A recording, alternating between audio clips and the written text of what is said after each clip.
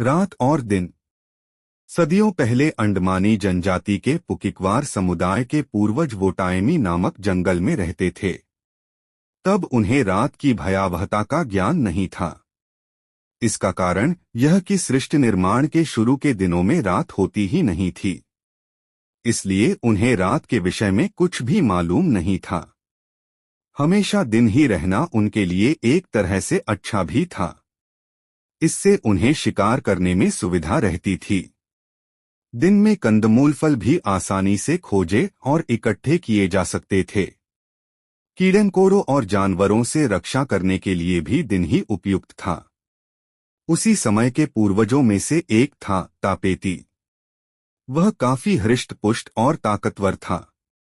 उसे जिमीकंद रतालू खाना बहुत पसंद था। जिमीकंद का नाम आते ही उसकी जीभ पर पानी आने लगता था।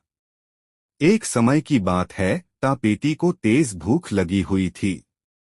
वह कुछ भी खाकर अपना पेट भर सकता था, लेकिन उस समय उसे जिमीकंद खाने की इच्छा हुई। इसके लिए तो जंगल जाना जरूरी था। वहां जाए बगैर जिमीकंद मिलना संभव नहीं था। एक अच्छी बात यह थी कि तापेती अपनी इच्छा पूरी करने में किसी तरह की शिथिलता और आलस्य का अनुभव नहीं करता था। इसलिए जिमीकंद की चाहत होते ही वह बिना हिर को साथ लिए जंगल की ओर चल दिया। तापेती जिस समय जंगल के लिए निकला, उस समय मौसम बहुत खुशगवार था। मंद मंद हवा चल रही थी। धूप भी तेज नहीं थी। उसे हर बात अपने अनुकूल लग रही थी। जंगल में पहुंचकर उसने जिमीकंद खोजना शुरू कर दिया। काफी देर तक वह इधर-उधर खोजता रहा, लेकिन सफलता नहीं मिली। जब वह उदास और दुखी होकर वापस डेरे की ओर लौटने की सोच रहा था, उसी समय उसे पर्याप्त मात्रा में जिमीकंद दिखे। उसने सारे जिमीकंद खोद लिए। मनपसंद वस्तु पाकर हर किसी को प्रसन्नता तो होती ही है, वह भी काफी प्रसन्न हुआ। जिमीकंद लेकर वह घर की ओर लौट रहा था कि रास्ते में उसे एक पदार्थ मिला। वह कुछ और नहीं, पेड़ से निकलने वाला राल था। उसने उसे भी ले लिया और घर की ओर चल दिया। अभी वह थोड़ी ही दूर चला होगा कि उसे एक रोटो, एक प्रकार का कृमि भी मिला। अब उसके पास ये 3 वस्तुएं हो गईं।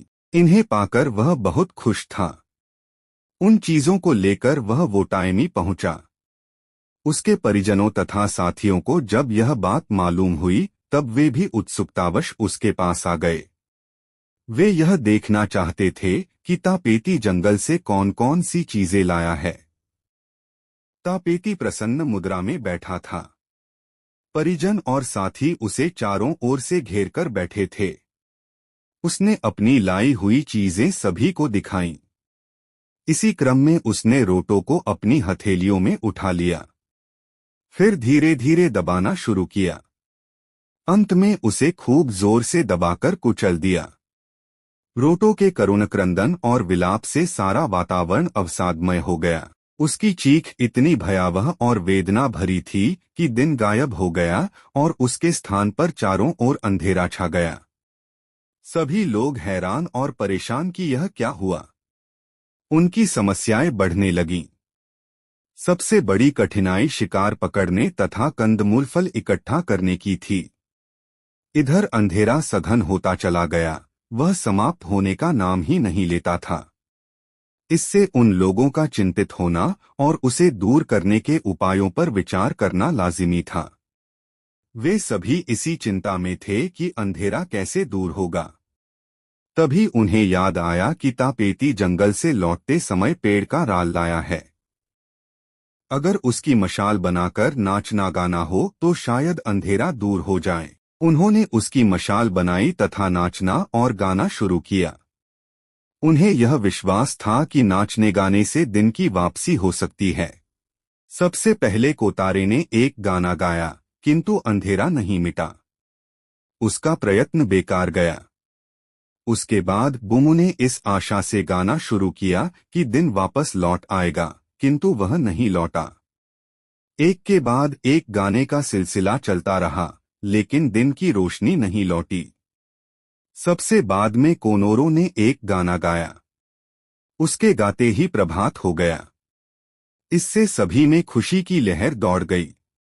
उन्हें लगा जैसे एक नया जीवन मिल गया हो। उसके बाद रात और दिन एक दूसरे के पीछे बारी बारी से आने लगे। तभी से रात और दिन का क्रमशः आना लगा हुआ है। धन्यवाद पूरा वीडियो देखने के लिए। आपको वीडियो अच्छा लगा हो तो प्लीज इसे लाइक करें, शेयर करें और चैनल सब्सक्राइब करें।